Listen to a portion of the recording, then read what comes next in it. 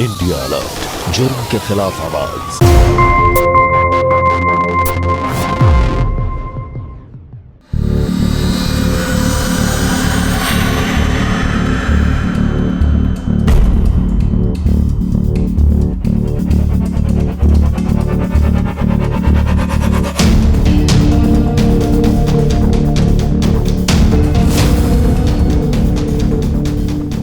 जल्दी करो।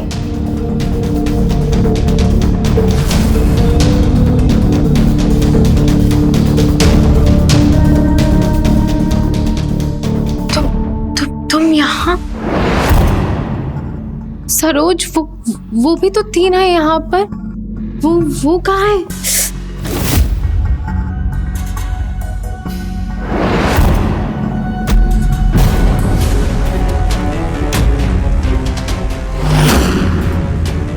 हमारे गहने, ये सरोज, तुम चोरी? रुको, हम अभी पुलिस को बुलाते हैं। बचाओ, कोई बचाओ, यहाँ चोरी हो रही है यहाँ। इसको ठिकाने लगाना पड़ेगा, वरना ये चिल्ला चिल्ला के मोहल्ला इकट्ठा कर देगी। कोई बचाओ। मैं गला घोट के तुझे मार दूंगी।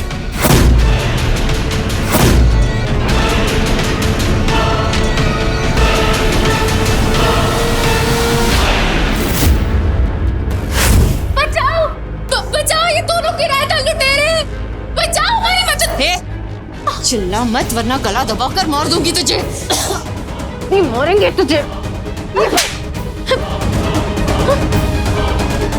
विनोद, पकड़ो इसे।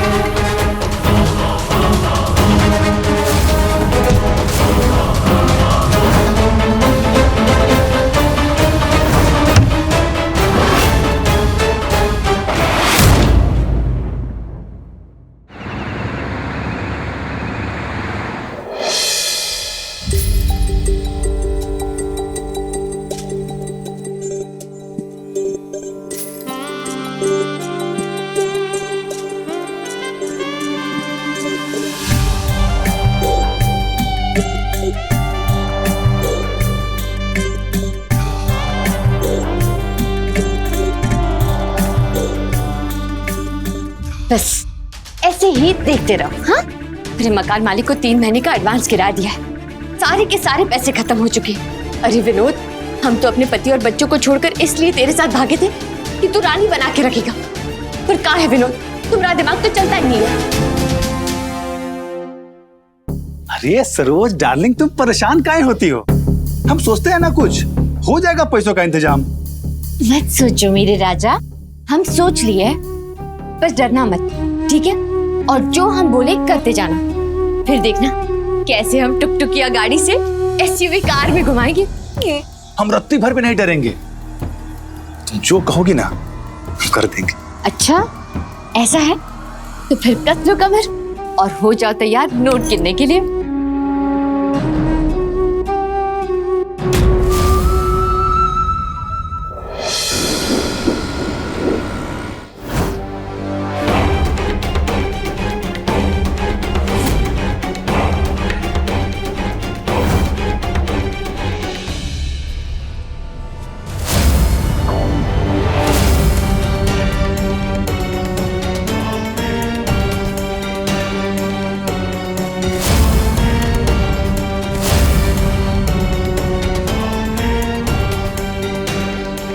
बहन जी, क्या हो गया बहन जी?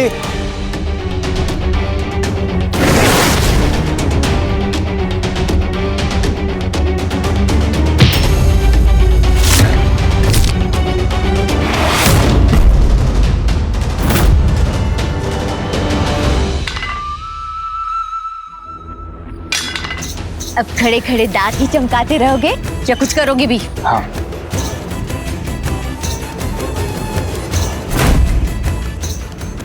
अरे यार, ये तो ऊँट के मुंह में जीरा जैसा निकल गया।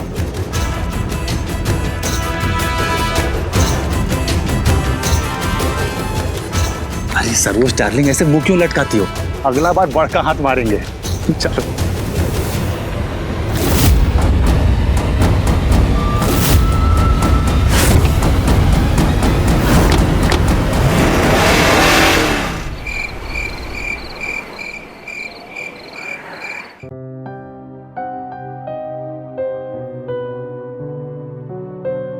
प्रतिमा, अब ये मुंह लटकाने से कोई फायदा है क्या?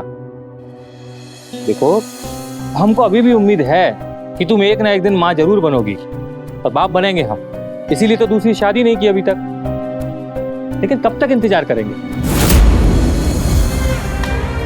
इसे मत बोलिए, विश्वास रखिए, हो जाएगा बच्चा। अरे कैसे हो जाएगा? तुम कोई आम का पेड़ हो जो हर साल फल दोगी? 35 की तो हो गई हो, 2 साल और बचे हैं।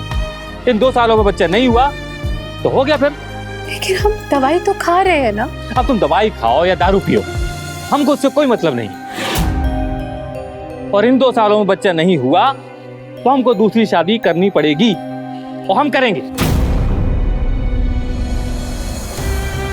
आप ऐसे मत कहिए, हमसे जो बन पड़ रहा है हम वो कर रहे हैं ना।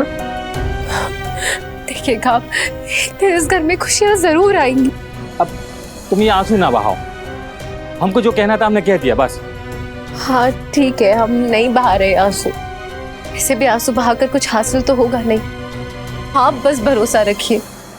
हाँ ठीक है, ठीक है।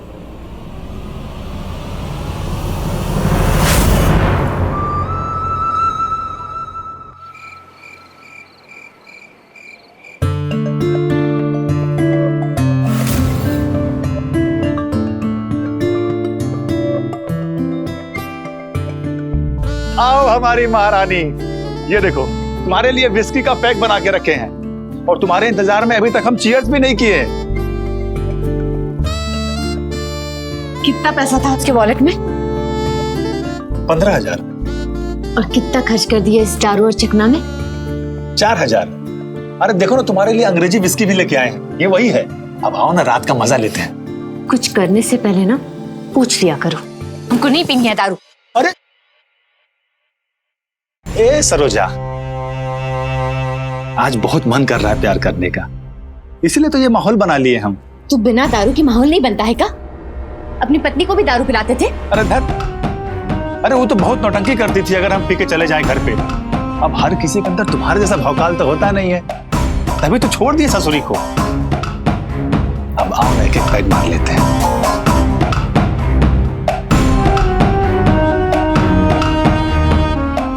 Cheers. Cheers.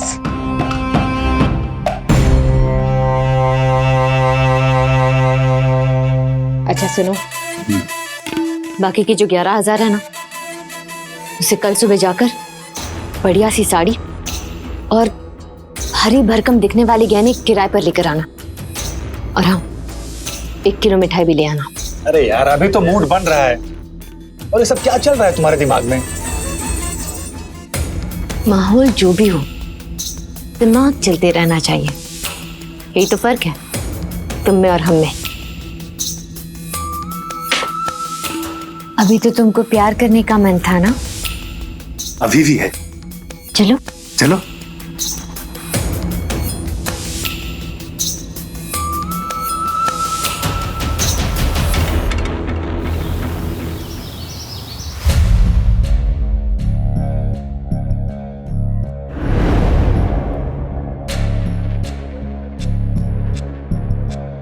हाय हाय, एकदम जहर के पुड़िया लग रही, जिसको देखते ही ना एकदम खाने का दिल करे।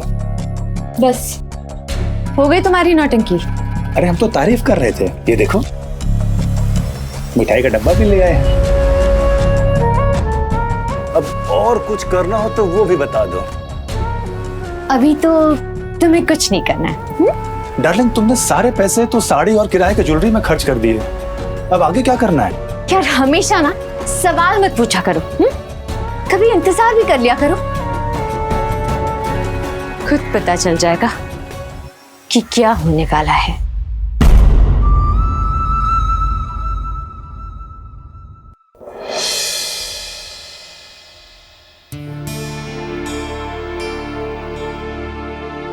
अच्छा सुनो, ये 2 लाख रुपए अंदर लॉकर में रख दो। ठीक है, अब हम देखते हैं।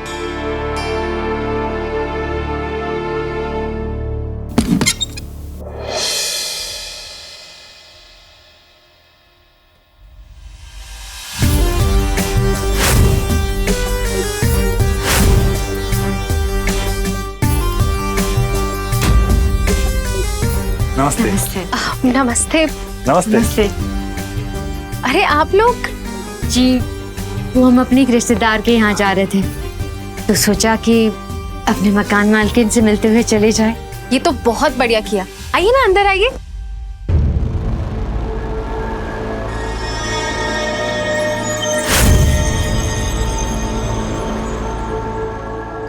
आइए आइए, प्लीज बैठिए। बैठिए। ये मिठाई लाए थे आपके लिए। अरे इसकी क्या जरूरत थी। लो। और सुनाइए सरोज जी, घर में कोई परेशानी तो नहीं है? अब आई मीन पानी वगैरह सब टाइम पे आ रहा है ना? जी जितेंद्र जी, सब टाइम पर है। आप ही की तरह आपका घर भी बहुत अच्छा है जिसमें हम रहते हैं। देखिए, अगर कोई परेशानी हो तो तुरंत बताइएगा। वैसे आजकल अच्छे किराएदार मिलते कहाँ हैं?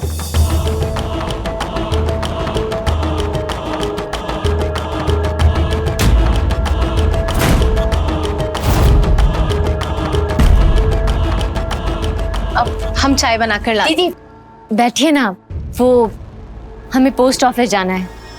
हमारे चाचा की बेटी को दवाई भेजनी थी स्पीड पोस्ट से। चाय फिर कभी। दवाई? कैसी दवाई? सब ठीक तो है ना? किसी की तबीयत खराब है? क्या बताए दीदी, 32 की हो गई है, अभी तक बच्चा भी नहीं हुआ है उसे। लेकिन हमारे लखनऊ के एक वैद्य जी है, देसी जड़ी बूटियों की दवाई देते हैं, वही भेजनी थी उसे। हाँ, लेकिन ऐसे नीम हकीम ये सब लोग ठगते भी बहुत है। अरे नहीं भाभी जी, ऐसी बात थोड़ी है। हमारे 2 बच्चे हैं। दीदी, हमें भी शादी के 4 साल तक बच्चा नहीं हुआ था, उन्हीं के दवाई से हुआ है। वैद्य जी के आशीर्वाद से 2 लड़के हैं हमें। अच्छा, साथ नहीं रहते आपके बच्चे? अब क्या बोले?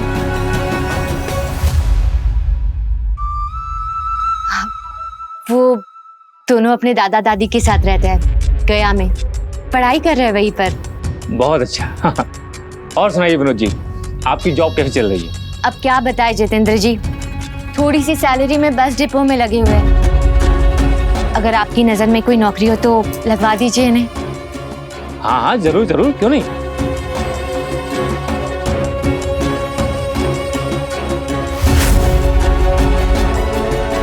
ठीक है, हम चलते हैं। नमस्ते। नमस्ते।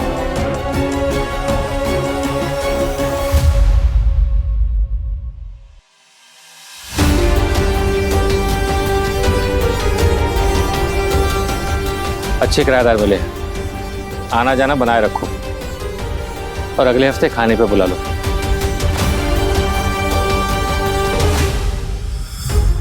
हमें भी शादी के 4 साल तक बच्चा नहीं हुआ था, वैद्य जी के आशीर्वाद से 2 लड़के हैं हमें।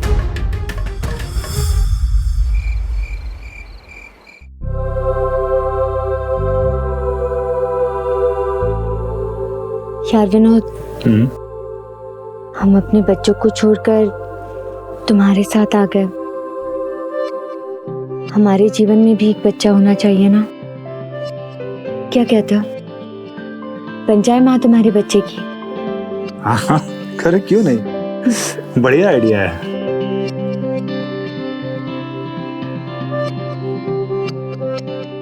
क्या हो गया? अरे मुंह कहाँ लटक गया? सारा पैसा खत्म हो चुका है। मकान मालकिन के यहाँ हाथ साफ करने में अभी थोड़ा समय लगेगा, तब तक क्या करें? अरे तुम बताओ क्या करें? जैसा कहोगे वैसा कर देंगे। यार कभी तो अपनी बुद्धि का प्रयोग भी कर लो। सब हम ही बताए क्या? सोचो कि कैसे पैसे आएंगे। हाँ हाँ ठीक है, हम करते हैं कुछ जुगाड़।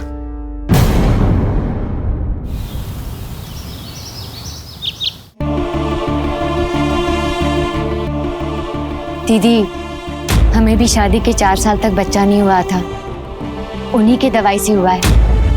वैद्य जी के आशीर्वाद से 2 लड़के हैं हमें।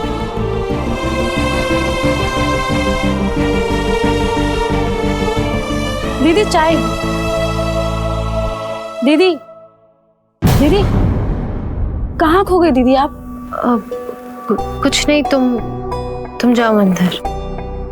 ठीक है दीदी, आप नाश्ता कर लीजिएगा।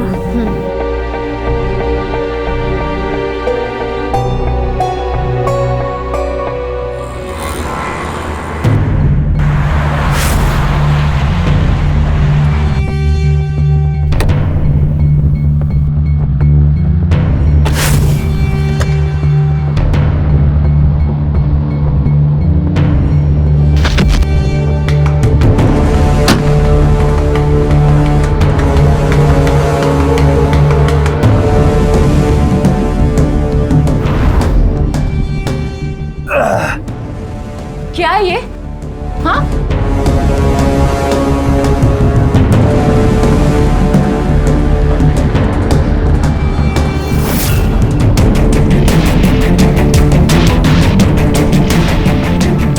क्या किया तुमने? हाँ, कौन है ये? अरे उठा के लाए हैं। अब जितना पैसा चाहिए इसके बाप से मांग लो।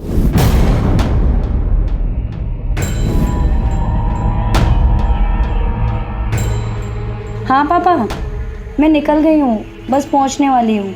हाँ मुझे 10 मिनट लगेगा बस। हाँ हाँ मैं अभी पहुँचती हूँ।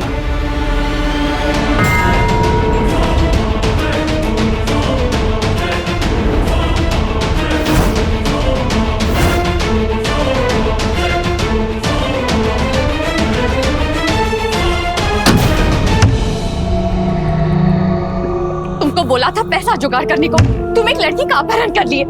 अरे तुम हमेशा हमको कमजोर समझती थी, इसलिए मैं ऐसा सोचे। अरे अपहरण का मतलब जानते हो? लड़की किस घर की है, उसके बाप के पास कितना पैसा है, उसके घर में कोई पुलिस या नेतागिरी में तो नहीं है। ये सब पता किया तुमने? बोलो। नहीं पता कि ये सब। ये मरवाने का पूरा प्लान बना दी हो तुम तो। तुमको ना कुछ बोलना ही नहीं चाहिए था। बैल बुद्धि हो तुम, बैल बुद्धि। उसका मोबाइल है मेरे पास, पूछते पूछते उसका बाप क्या करता है। मरवाओगे क्या? पूछ रहे जाओ उनको।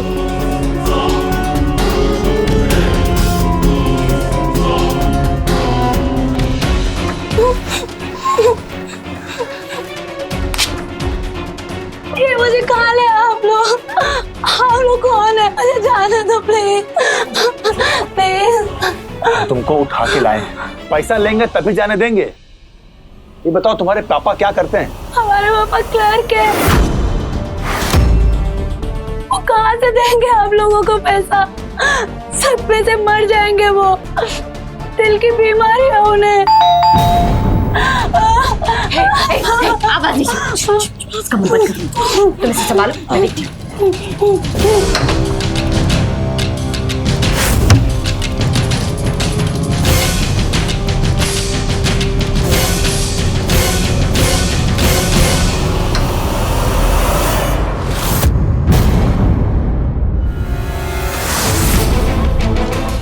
अंदर नहीं बुलाएंगी? अरे आइए आइए, आप ही का घर है।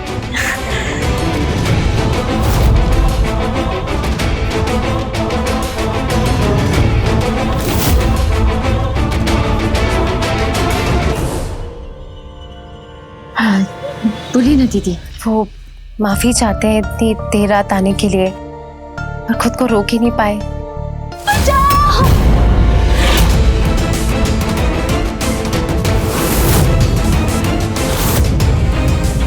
शायद उस कमरे से आई ना।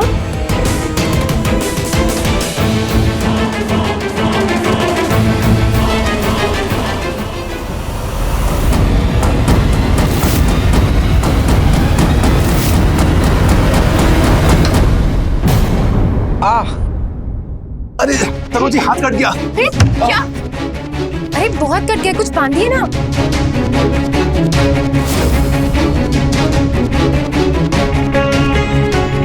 वो अंदर से आवाज आपकी आई थी क्या? जी, वो बिजली का तार छिल रहा था, चाकू बहुत तेज थी तो हाथ कट गया। पर आवाज तो किसी लड़की की थी ना शायद। अरे क्या दीदी, आप मेरे अच्छे खासे मुस्टंडे पति को लड़की बना दे रही है। आपको धोखा हुआ होगा। आप बैठिए ना।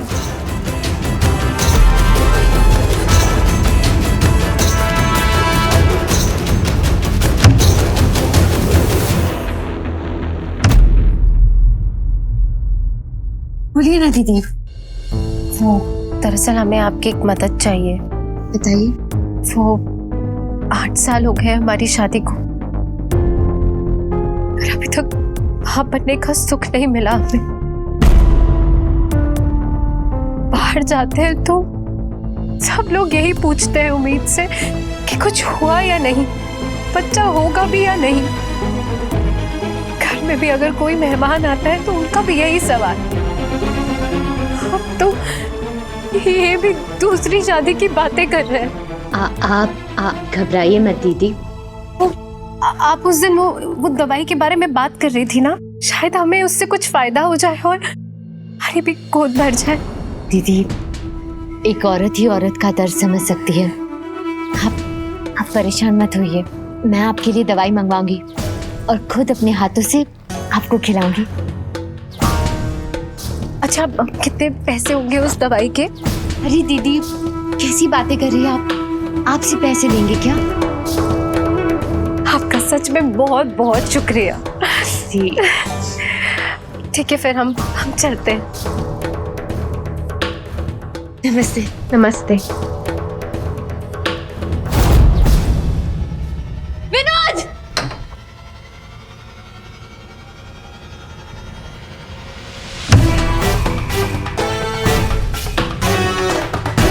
तुमने हमारे जेल जाने का रास्ता खोल दिया विनोद।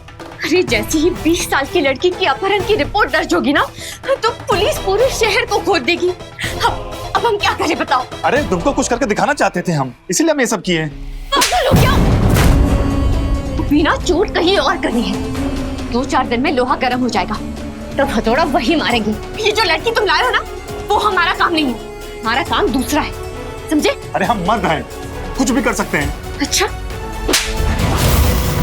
रोज तुमने हाथ उठा के अच्छा नहीं किया है। जितना कहा जाए उतना ही किया करो, समझे? तुम बिल्कुल मुझे प्यार नहीं करती हो। अरे ऐसा कोई अपने पति के साथ करता है क्या?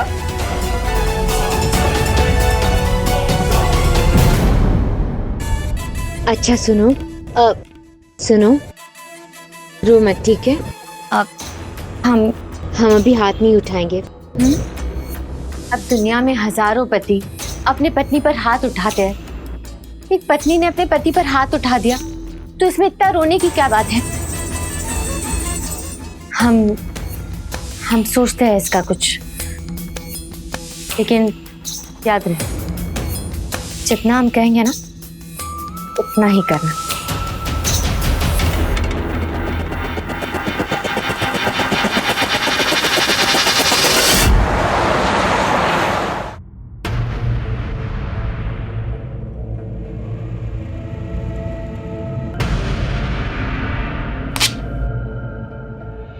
ये क्या कर रहे हैं आप हमारे साथ?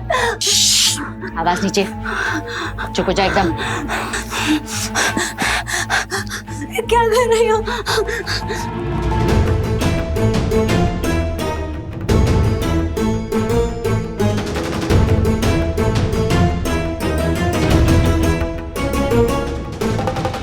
पैसा भी है? हाँ, पर्स में है हमारे। पर्स का? हाँ, नीचे।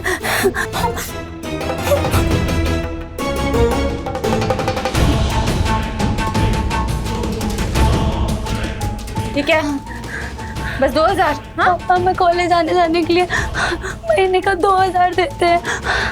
आज ही दिए थे, पूरे महीने का खर्चा है हमारा। ए, रो मत, कुछ नहीं होगा तुझे। किसी को कुछ बोलेगी तो नहीं? हम किसी को कुछ नहीं बोलेंगे, हमको जाने दीजिए।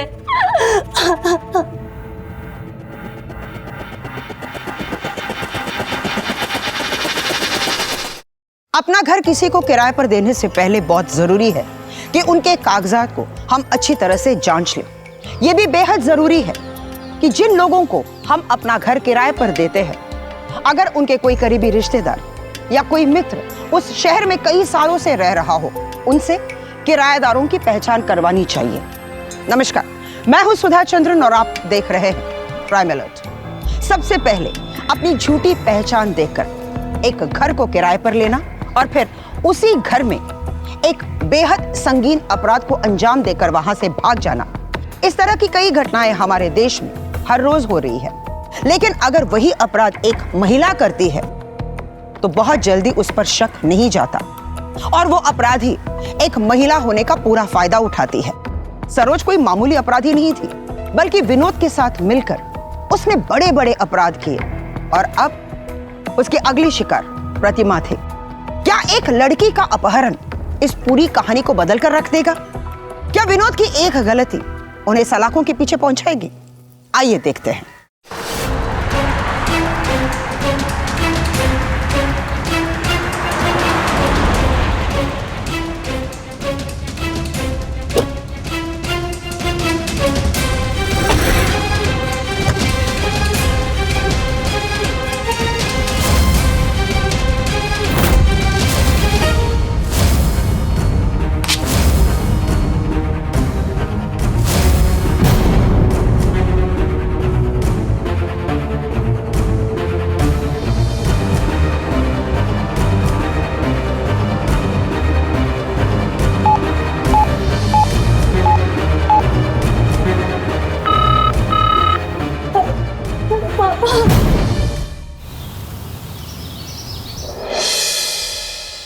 Thank you so much.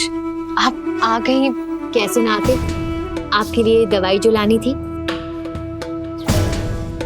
वैसे ये दवाई कब खानी है? दीदी, हम अकेले में चलकर बात करें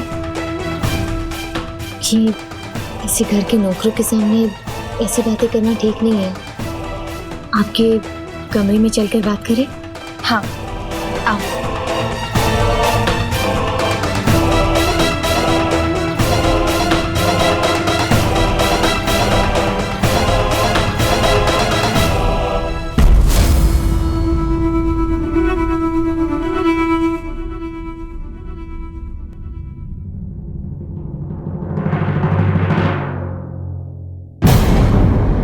आइए, बैठिए।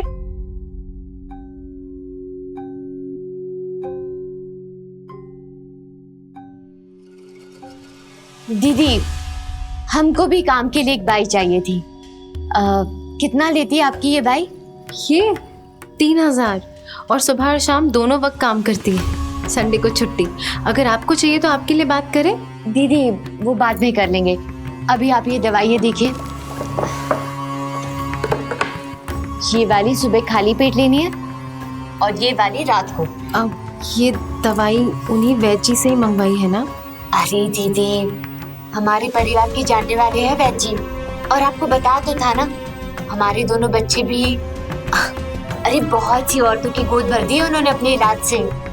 देसी इलाज में मास्टर है, मास्टर। बस फिर हम ये दवाई आज से ही खाना शुरू कर देंगे। बिल्कुल दीदी।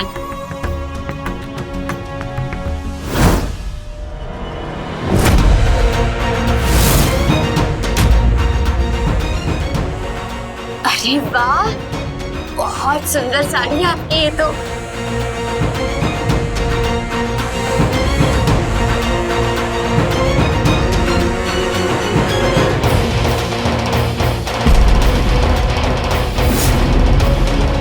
आपको अच्छी लगी? अगर आपको चाहिए तो आप रख लीजिए, हम इनसे कह के दूसरी मंगवा लेंगे। अच्छी तो है, पर आप पर ज्यादा अच्छी लगेगी। हमारा क्या है, हम तो अच्छी चीजों की तारीफ कर देते हैं बस। जब आपके घर में नन्हे मेहमान की किलकारियां गूंजेगी ना, तब मांगेंगे आपसे हक से साड़ी।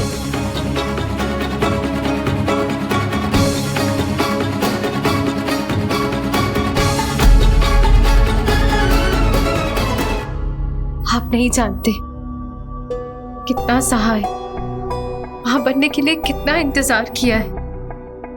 अगर भगवान ने हमारी ये बात सुन ली ना, हम जिंदगी भर आपका ये एहसान नहीं भूल पाएंगे।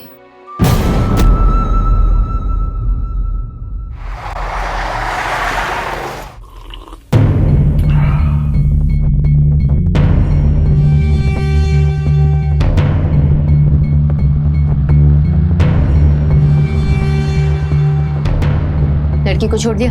हाँ, छोड़ दिया। एक बात समझ लो विनोद बाबू, अगर कबड्डी के खिलाड़ी हो तो छुपन छुपाई मत खेलो, वही करो जो करने आए हो, समझे? हाँ, समझ गया। हमको कल कांड करके निकलना है डार्लिंग। आज रात सारा सट्टा सामान पैक कर लो, कल आखिरी दिन है यार। कल ताबूत में आखिरी कील ठोकने वाले हैं।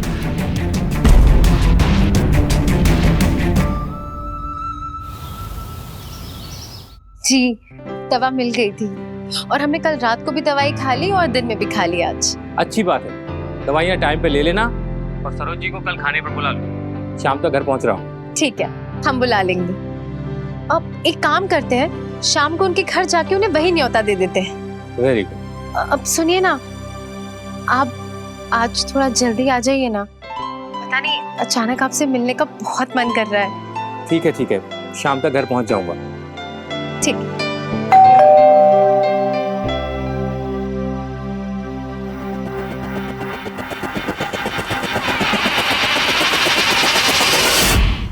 नमस्ते दीदी। नमस्ते सरोज, आइए ना, अंदर आइए, बैठ।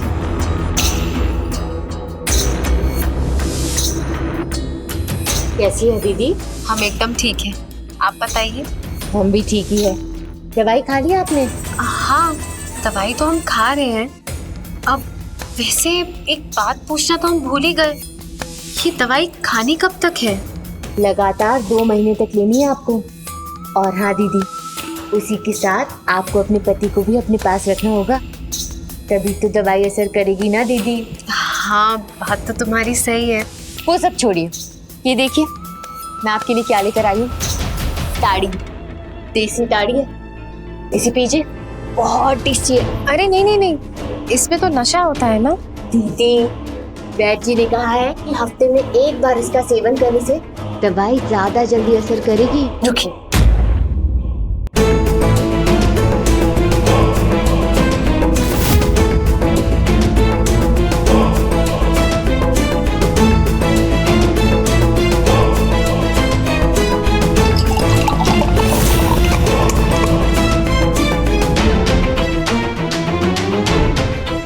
सरोज। दीदी, हम आपके लिए इतना कर रहे हैं और आप हमारे लिए ये भी नहीं कर सकते? अरे नहीं नहीं, हम ये सब नहीं पीते हैं। दीदी, बच्चा चाहिए ना?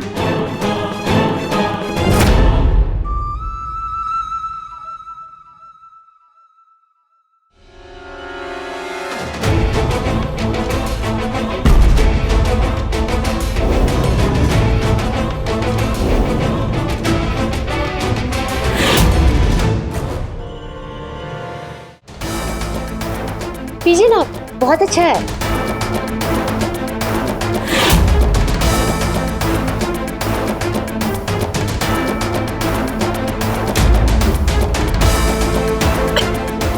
अच्छा लगा ना?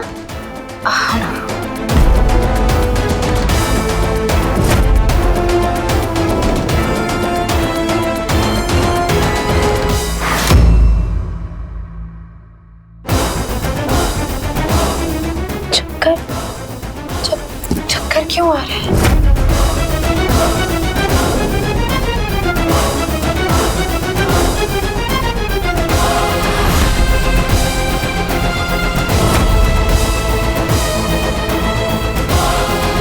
इसे संभालो, हम आते हैं।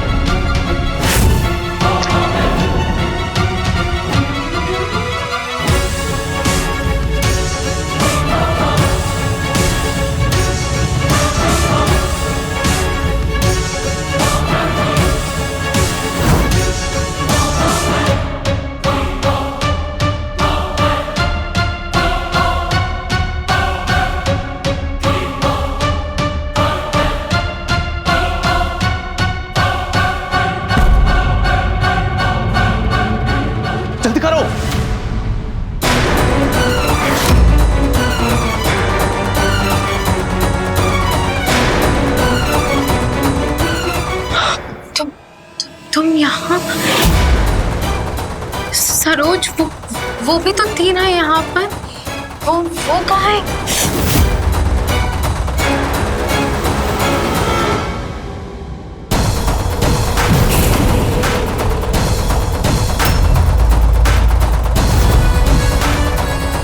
ये हमारे कहने ये सरोज तुम चोरी? रुको, हम अभी पुलिस को बुलाते हैं। बचाओ, कोई बचाओ, यहाँ चोरी हो रही है यहाँ। इसको ठिकाने लगाना पड़ेगा, वरना ये चिल्ला चिल्ला के मोहल्ला इकट्ठा कर देगी। कोई बचाओ। मैं गला घोट के तुझे मार दूंगी।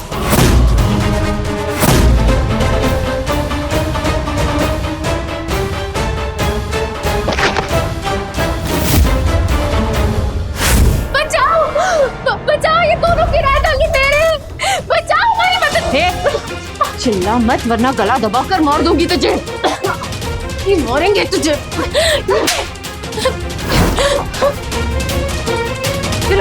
पकड़ो उसे।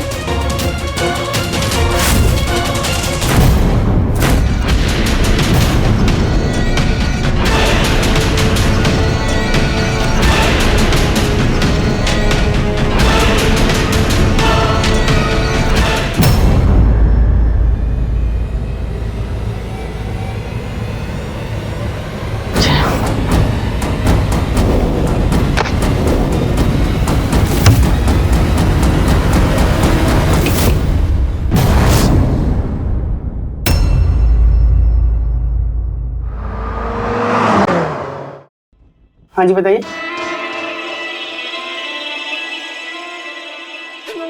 सर, ये सारी ज्वेलरी है मेरी, इसको रखकर कैश चाहिए।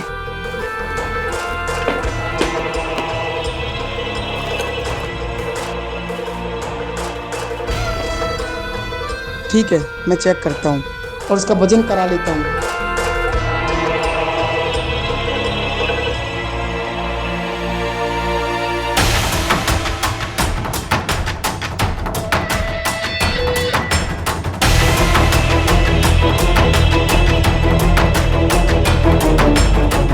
देखिए, ये 9 से 10 लाख की है, पर मैं आपको सिर्फ 2 लाख दे सकता हूँ। चलेगा? हाँ चलेगा।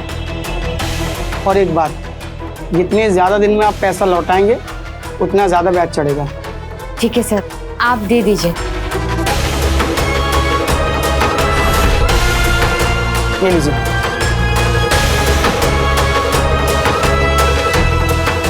ये लीजिए, आप यहाँ साइन कर दीजिए।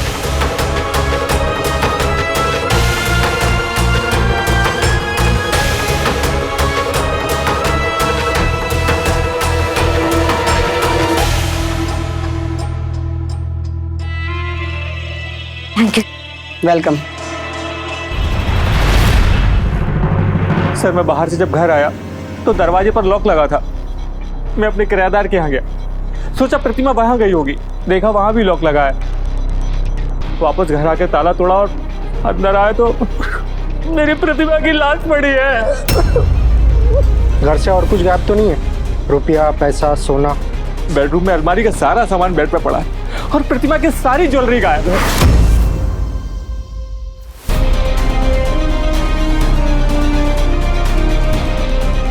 ऐसा लगता है इनको गला घोटकर मारा गया है। शायद लूट भी उन्हीं ने की होंगी। किराएदार भी गायब है आपके पास उनका कोई फोटो है? हाँ सर, रेंट एग्रीमेंट बनवाया था, उस पर उन दोनों की पासपोर्ट साइज फोटो है। दिन दहाड़े शहर में एक औरत की हत्या और लूट की घटना ने पूरे शहर में सनसनी मचा दी थी। एक औरत जो किसी भी तरह दवाइयां खाकर, इलाज करवाकर मां बनना चाहती थी, उसी के घर में उसकी विभत्सव हत्या ने सबको सोचने पर मजबूर कर दिया। पुलिस पूरे शहर में सक्रिय हो चुकी थी, लेकिन इतना सब कुछ करने के बावजूद भी शुरुआती जांच में उन्हें कुछ खास नहीं मिल पाई। मुजरिम का नाम तो दूर, मुजरिम का नामो निशान तक नहीं मिल पाया। और घर किराए पर लेते वक्त इन लोगों ने जो कागजात दिए थे वो भी फर्जी निकले। लेकिन यहाँ सिर्फ अपराधी की गलती नहीं है, क्योंकि अपराधी की प्रवृत्ति ही अपराध करना है। यहाँ गलती जितेंद्र और प्रतिमा की भी थी, जो बिना सोचे समझे दो शातिर अपराधियों को अपना घर किराए पर दे दिया। ये भी जानने की कोशिश नहीं की कि अगर विनोद कहीं नौकरी कर रहा है तो कहाँ कर रहा है, और इस गलती का खामियाजा प्रतिमा की जान देकर उन्हें चुकानी पड़ी। अब सरोज और विनोद कहाँ है? क्या वो कभी पकड़े जाएंगे या फिर ये दोनों कहीं और ऐसे ही गुनाह की तैयारी कर रहे हैं?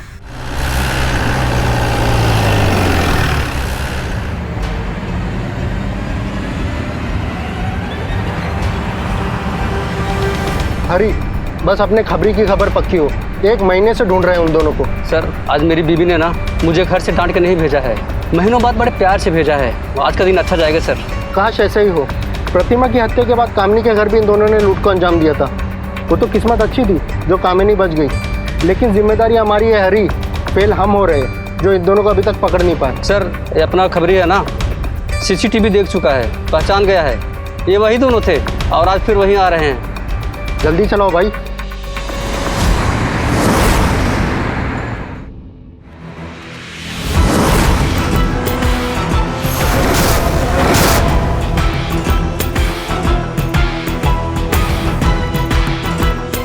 ये रहे पूरे 3 लाख ब्याज के साथ। अब सारे गहने दे दीजिए हमारे।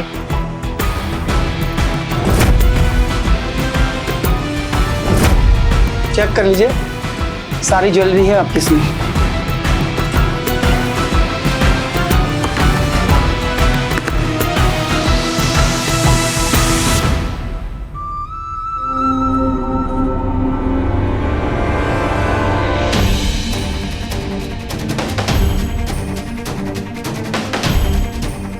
Thank you.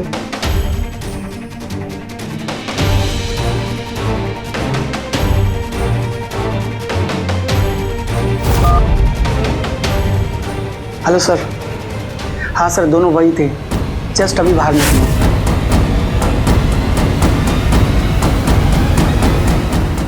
सर, यही हैं वो दोनों।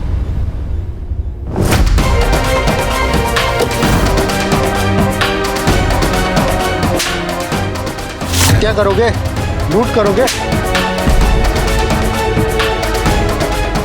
ये जो गहने लूटे हैं ना, इसकी रसीद प्रतिमा के पति जितेंद्र के पास है, और जो जितेंद्र का मकान किराए पर लेने के लिए फर्जी कागज दिए थे, इसका भी सबूत है हमारे पास।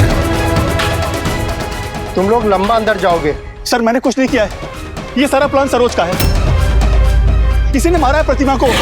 विनोद क्या बोल रहे हो तुम? सर, इसकी बात का यकीन मत कीजिए, मैंने कुछ नहीं किया है। ले चलो इन्हें। मैंने कुछ नहीं किया। सर, मेरा यकीन कीजिए सर।